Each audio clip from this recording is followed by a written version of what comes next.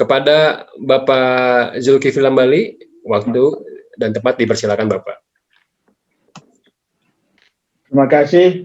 Assalamualaikum warahmatullahi wabarakatuh. Salam sejahtera buat kita semua. Halo. Waalaikumsalam warahmatullahi wabarakatuh. Terima kasih Pak Ade dan yang saya hormati Direktur APKPI, Dewan Pengawas, Inspektur Tambang, KTT, PJO, dan praktisi safety, dan seluruh peserta yang hadir, yang ikut pada hari ini. Tentunya sangat membanggakan bisa ikut di dalam kegiatan APKPI kali ini, karena kalau kita lihat pesertanya artinya kita disaksikan dari sekitar 160, kalau lihat 158 sampai 160 tempat di seluruh Indonesia yang bisa memperhatikan kita dengan acara webinar ini. Adapun tema yang kami masukkan, tolong silahkan slide, adalah baik, sebentar untuk materi. Oke, silakan. Baik. Apa materinya sudah kelihatan? Sudah Bapak, dilanjut Bapak. Terima kasih. Ini adalah materi yang kami dari PT Freeport Indonesia beserta tim mengambil tema ini. Semoga bisa saling mendukung nantinya dengan tema utama yang telah dibuat oleh APKPI. Jadi dengan melalui safety teknologi dan implementasi elektronik fatal risk management, itu akan memastikan bahwa kontinuitas dari operasi pertambangan itu tetap berlanjut dan juga dapat meningkatkan produktivitas dengan melakukan kegiatan-kegiatan safety. Terima kasih. Ini slide selanjutnya adalah saya ingin memperlihatkan bahwa ini adalah wilayah pertambangan kami di gambar sisi kiri atas. Kalau Bapak dan Ibu lihat, ini adalah area tambang kita yang terletak di wilayah Papua, di mana luas dari wilayah pertambangan kita yang khusus tambang sekitar 10.000 hektar dan 202.000 hektar adalah wilayah pendukung. Di gambar sisi sebelah kanan, Bapak dan Ibu bisa melihat bahwa cadangan dari PT Freeport Indonesia yang saat ini yang sebelumnya kita menambang dari dua lokasi, baik lokasi open pit maupun tambang bawah tanah.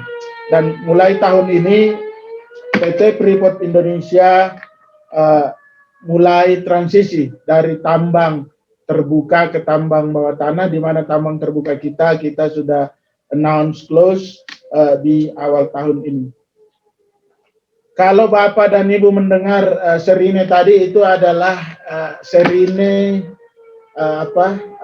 di PT Freeport Indonesia mingguan untuk mengingatkan atau mengetes sirine yang ada di Tembagapura jika ada hal-hal yang tidak diinginkan. Jadi bukan hal yang luar biasa, tetapi ini adalah tes sirine setiap mingguan.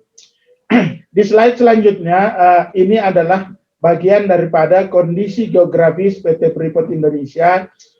Kenapa saya ingin tampilkan ini? Ini adalah bagian utama dari materi presentasi saya, di mana saya perlihatkan bahwa dengan jarak sekitar 100 km, perbedaan ketinggian kita sekitar 4.200 meter. Ini artinya adalah seluruh jalan logistik dari pelabuhan ke daerah tambang itu mempunyai tingkat kecuraman yang sangat tinggi, di mana Bapak bisa melihat dan Ibu Bapak bisa melihat bahwa dalam sekitar 60 sampai 80 km perbedaan ketinggiannya sekitar 4.200 meter. Bisa dibayangkan bahwa ini adalah sesuatu yang jalan yang sangat curam, ditambah lagi dengan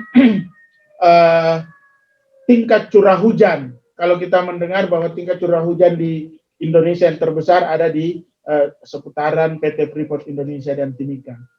Selanjutnya saya ingin juga sampaikan bahwa ini adalah bagian daripada yang selalu kami dengungkan, karena PT Freeport Indonesia juga bagian daripada ICMM, ini adalah International Council of Mining of Metals. Salah satu yang disebutkan bahwa safety adalah sesuatu dalam melakukan pendekatan terhadap safety itu tidak cukup hanya satu pendekatan. Jadi banyak pendekatan dan selalu terus-menerus dari shift by shift, day by day yang selalu kita harus lakukan sehingga safety dapat tercapai. Juga untuk memastikan bahwa safety ini berjalan dengan baik dan kita bisa belajar dari apa yang kita dapat dari kegiatan sehari-hari, maka ICMM selalu mengatakan bahwa yang saya garis kuning di situ bahwa selain investasi, leadership, dan komitmen, di situ muncul satu etos yang mengatakan bahwa jika perusahaan tidak bisa menambang dengan aman, maka sebaiknya perusahaan tidak menambang sama sekali. Karena kita punya waktu yang cukup terbatas, kita lanjut, saya kira garis besarnya di daerah yang kuning tersebut. Selanjutnya, ini adalah dasar dari judul yang tadi saya ambil di atas, bahwa belajar dari tingkat perbedaan ketinggian atau kecuraman jalan logistik dari pelabuhan ke daerah tambang yang sangat curam, juga belajar dari tingkat kecelakaan equipment yang kita lihat di sisi sebelah kiri, maupun kecelakaan fatal yang terjadi di dalam proses transportasi, baik orang maupun barang, yang di daerah yang curam tadi, serta kalau kita melihat bahwa traveling orang, jadi perpindahan orang dengan menggunakan bus di PT Freeport Indonesia itu sekitar 13 juta orang per tahun. Bisa kita bayangkan bahwa begitu banyak orang yang berpindah atau begitu banyak orang yang melakukan perjalanan dengan tingkat kecuraman yang sangat tinggi, tingkat jalan yang sangat ekstrim, dibutuhkan 13 juta orang yang kita lakukan traveling setiap tahun. Untuk kegiatan kargo sekitar 24.000 trip per tahun, dan untuk bus sekitar 457 trip bus per tahun. Dengan total karyawan kita 28.000 karyawan. Bisa dilihat di sini bahwa jika ada masalah di dalam mentransportasi orang, kargo, dan pelaksanaan bus dan orang, maka kontinuitas daripada PT Freeport Indonesia ini akan sangat sulit berjalan, atau produktivitas dari PT Freeport Indonesia ini akan terganggu dan terhalang jika kita tidak bisa mengatur, kita sebut MSR ini adalah Main Supply Road, atau biasa kita sebut jalur logistik. Kalau jalur logistik ini terganggu, dapat dipastikan bahwa PT Freeport Indonesia tidak akan bisa menjalankan produktivitasnya dan tidak akan bisa berlanjut atau menjalankan pekerjaan tambangnya, kan tidak mendapat dukungan dari logistik. Dari hal-hal tersebut di atas, baik kecelakaan equipment, kecelakaan orang, maupun banyaknya traveling yang kita lakukan, serta kecuraman dari jalan, maka kita belajar dari situ sehingga kita melakukan banyak hal di dalam mengikuti memastikan bahwa safety ini bisa berjalan sehingga produktivitas kita di PT Freeport Indonesia akan berjalan. Seperti yang hierarki yang kita punyai, bahwa eliminasi, substitusi, engineering, APD, dan admin, maka dari pengalaman-pengalaman di atas, maka kita melakukan beberapa penekanan sehingga jalur suplai material maupun orang ini bisa berjalan dengan aman. Yang kita lakukan adalah pre-ship inspection. Nah, saya kira banyak perusahaan juga melakukan hal yang sama. Hanya yang saya ingin tekankan di sini bahwa dari banyak pengalaman kita, bahwa break test adalah sesuatu yang sangat penting diketahui oleh semua supir dan atau setiap operator. Sehingga apa yang kita lakukan, bahwa dari pengalaman atau investigasi dari kecelakaan fatal dan kecelakaan equipment yang terjadi, maka kita dapat pastikan bahwa banyak operator sebenarnya tidak mengetahui bagaimana mengetes remnya itu dengan baik pada saat mereka sehingga pada saat mereka menjalankan equipmentnya ini tidak aman. Kita juga melakukan hal dengan menambahkan kontrol di setiap jalan. Jadi memastikan bahwa jalan yang dilalui walaupun curam itu juga kondisinya baik, tractionnya baik, dan tentunya juga pembangunan tanggul untuk memastikan bahwa jika ada hal-hal yang lepas kontrol, bus maupun truk masih dapat terselamatkan dari jatuh dari jurang dengan adanya bom tersebut. Slide selanjutnya, selain kita sudah melihat tadi bahwa kegiatan-kegiatan yang tadi, kita juga punya plan bagaimana memastikan bahwa kita mengontrol fatigue atau kelelahan. Kenapa hal ini terjadi? Dari banyak pengalaman bahwa kebanyakan operator, dia tidak akan melaporkan dirinya bahwa dia lelah atau dia tidak fit, karena ini menyangkut penghasilan dari mereka, sehingga tidak banyak yang kita bisa dapat dari meminta kejujuran mereka untuk melaporkan jika dia tidak sehat, karena ini juga sangat sulit untuk mendapatkan orang melapor kepada atasannya bahwa hari ini saya tidak fit sehingga saya tidak masuk kerja, karena ini bisa membuat juga mereka kehilangan pendapatan kalau tidak melakukan pekerjaan. Sehingga kita memanfaatkan beberapa teknologi. Salah satu teknologi yang kita gunakan adalah kita sebut Driver State Sensor Information atau kita sebut DSSI.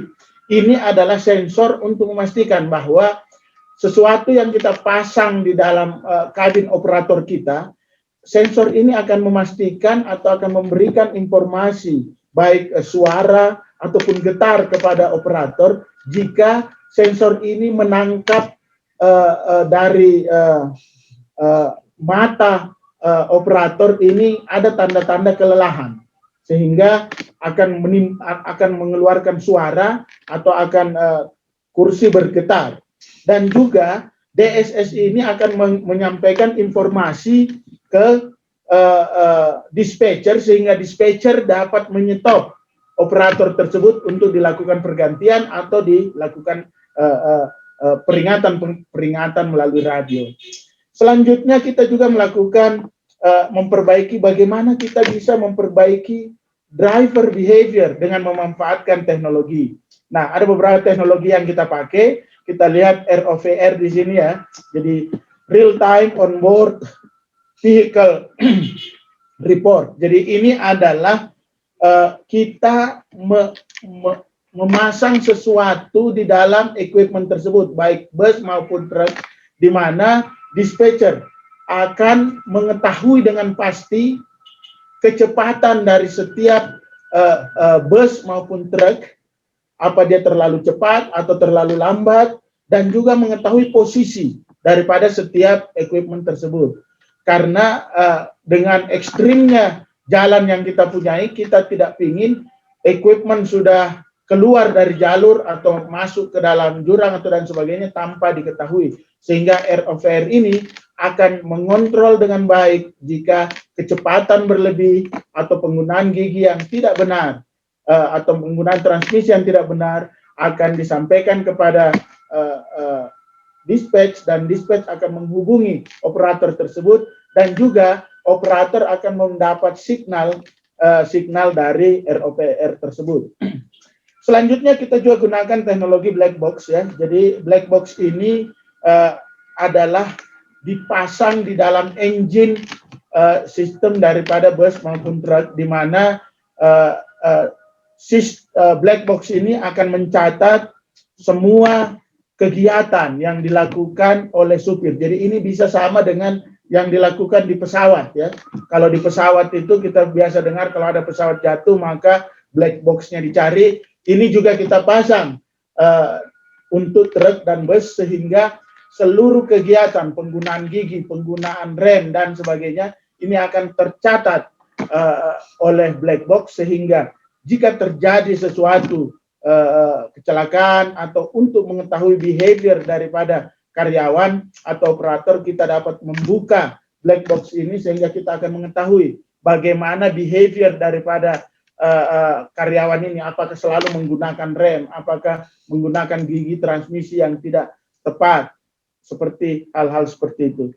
Selanjutnya kita juga mempunyai kontrol tambahan yang kita lakukan yang kita sebut safe payload, atau memastikan bahwa operator mengetahui muatannya. Ini adalah kalau kita masuk ke hierarki tadi, ini adalah bagian daripada administratif control, di mana kita memastikan sebelum operator menjalankan equipment-nya, sebelum operator bus menjalankan busnya, dia tahu bahwa beban yang dibawa adalah berapa, dan juga memastikan bahwa safety belt juga terpasang dengan baik. Seperti yang kita lihat di bawah sini, bahwa kita juga melakukan memastikan agar semua penumpang itu menggunakan safety belt, dan supirnya juga melakukan safety belt. Kalau ada yang tidak memakai, terutama supir, maka akan terlihat oleh dispatcher atau operator lainnya, karena lampu penanda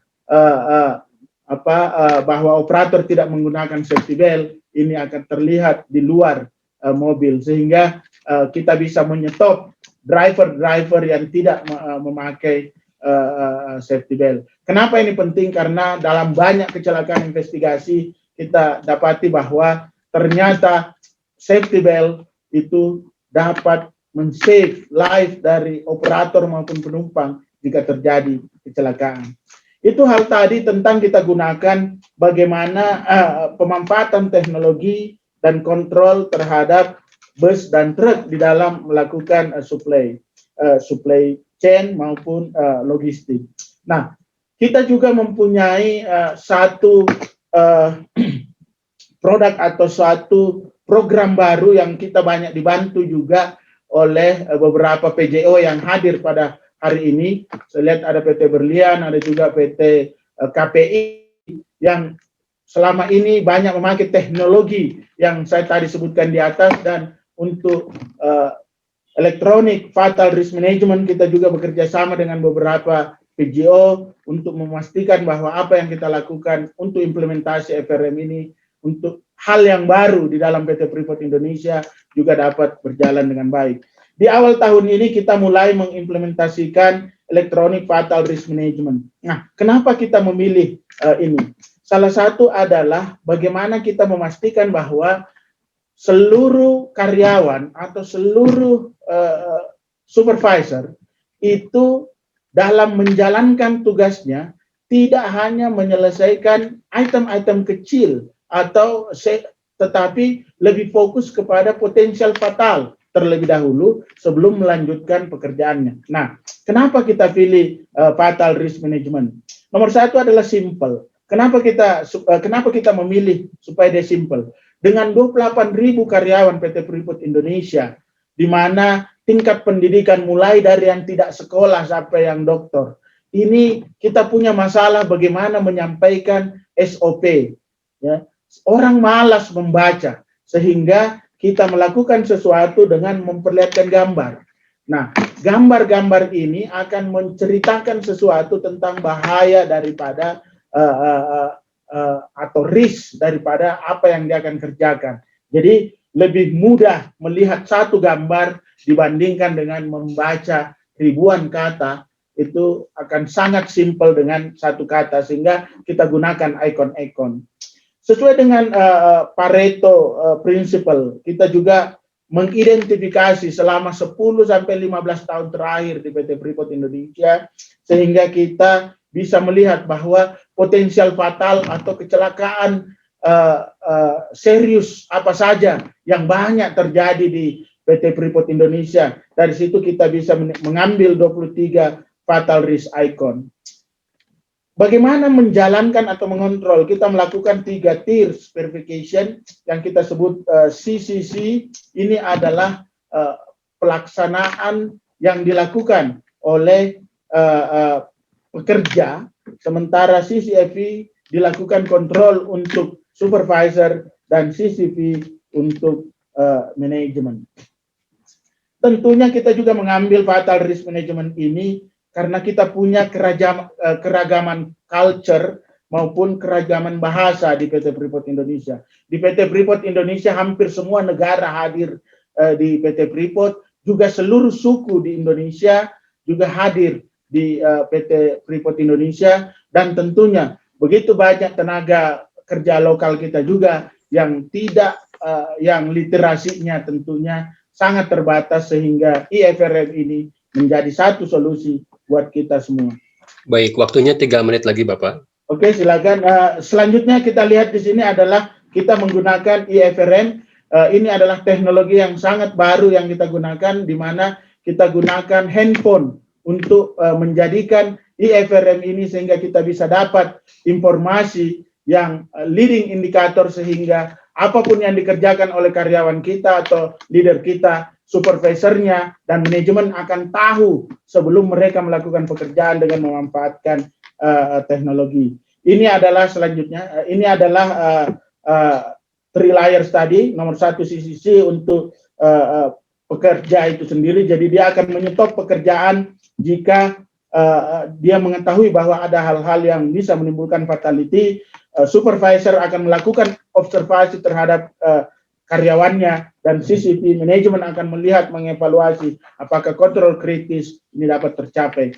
Selain tadi dilakukan untuk implementasi di lapangan, ternyata IFRM ini juga dapat diambil secara online, secara up to date. Semua data yang diisi oleh setiap karyawan melalui handphonenya, kita akan dapat pada hari itu juga apa saja yang tidak aman, apa saja yang aman, siapa melakukan, dan di mana dia lakukan.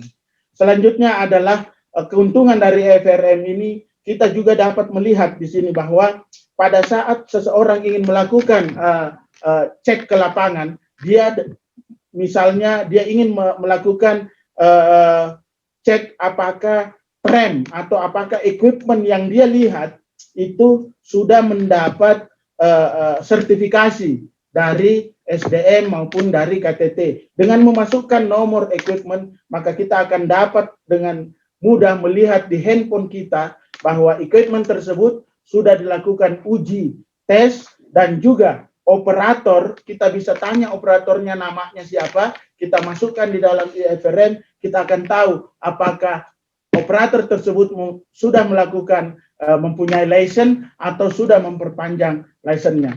Itu semua daripada materi presentasi saya pada hari ini. Kesimpulannya adalah nomor 1 adalah dengan safety, dengan memastikan safety, maka kita bisa mengurangi atau menghilangkan sama sekali kecelakaan dan memastikan perusahaan berjalan dengan produktivitas atau kontinuitas yang terus-menerus, dan tentunya dengan produktivitas yang tinggi.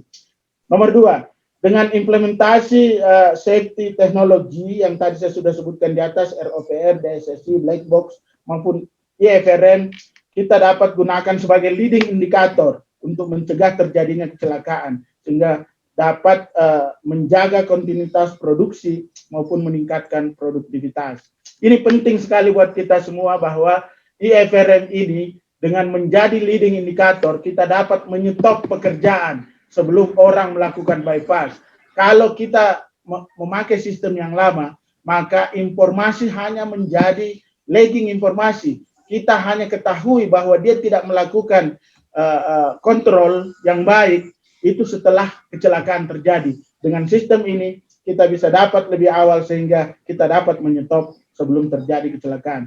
Melalui safety teknologi yang tadi kita implementasikan, kita dapat mempercepat investigasi, sehingga proses investigasi akan bisa lebih cepat, keputusan yang diambil lebih tepat, dan kita juga dapat mengetahui behavior daripada setiap operator, sehingga 3 item tersebut di atas, manajemen, supervisor dapat menentukan siapa operatornya dan tindakan-tindakan apa yang harus diambil, training apa yang harus diambil untuk meningkatkan produktivitas dari setiap karyawan. Nomor 4, dengan implementasi FRM, kita potensi kecelakaan berat dan fatal yang selama ini selalu terjadi, ini dapat kita harapkan kita cegah atau kita eliminasi dengan mengetahui lebih awal sehingga kita dapat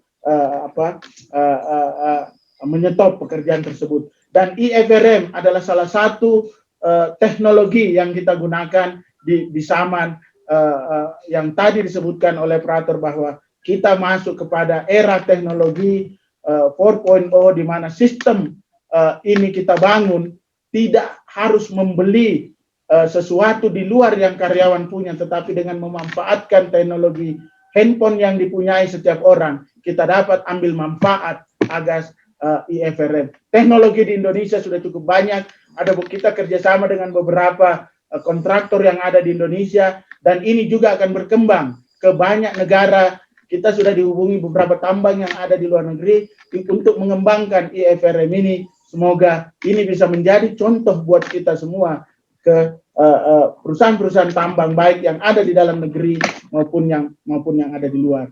Yang 16, dengan menggunakan safety teknologi tersebut, kita lihat di sini, lihat grafik bahwa sebelum kita menggunakan teknologi ini, begitu jelek behavior dari setiap operator, di mana operator overspeeding begitu tinggi, penggunaan rem yang salah, penggunaan gear yang salah, penggunaan transmisi yang salah, sehingga kalau kita lihat di gambar di sisi kanan atas itu adalah behavior daripada karyawan atau operator sebelum kita kontrol. Di sisi bawahnya ini terlihat dengan menggunakan teknologi tersebut, ternyata kita dapat memperbaiki behavior daripada setiap operator kita, karena kita bisa mengingatkan atau operator bisa mendapat peringatan dari teknologi itu sehingga dia memperbaiki behaviornya. Pada saat dia terlalu kencang, dia bisa menjadi lebih lambat setelah mendapat informasi dari teknologi tersebut, dan juga kita bisa melakukan training yang benar terhadap karyawan, sehingga kita lihat di sisi gambar paling kanan bawah bahwa behavior karyawan atau behavior operator ini sangat baik setelah kita lakukan ini. Apa yang saya sampaikan di sini bahwa ada 15 juta karyawan kita moving atau berpindah dari satu tempat ke tempat lain atau melakukan traveling setiap tahun. Ada sekitar 500.000 trip bus, ada sekitar 250.000 berapa tadi? 250.000 trip dari 457 trip bus per tahun, ada 24.000 trip kargo per tahun. Ada 13 juta orang berpindah atau moving dari satu tempat ke tempat lainnya per tahun. Ini menunjukkan bahwa kalau ini kita tidak atur, maka akan terjadi hal-hal yang tidak kita inginkan di dalam menjalankan kegiatan tambang. Nomor satu, tambang kita akan tutup kalau begitu banyak kecelakaan daripada supply road kita ini. Nomor dua adalah jika kecelakaan terjadi di jalan tambang, maka otomatis jalan tersebut ditutup sehingga orang tidak bisa berpindah dari satu tempat ke tempat lain, supply road juga atau kargo juga akan terhalang sehingga pekerjaan tambang tidak bisa berlanjut. Dan tentunya adalah reputasi atau seperti yang tadi kita sampaikan di dalam Freeport adalah bagian daripada ICMM. Kita kalau tidak bisa menambang dengan aman, sebaiknya kita tidak usah menambang sama sekali, sehingga apapun kita akan lakukan untuk memastikan bahwa pekerja safety menjadi utama, dan safety harus menjadi bagian daripada peningkatan produktivitas kita. Baik, Pak Jul. Itu dari saya, dan yang terakhir dilihat di sini ini adalah satu proses FRM. Terima kasih. Terima kasih. Assalamualaikum warahmatullahi wabarakatuh.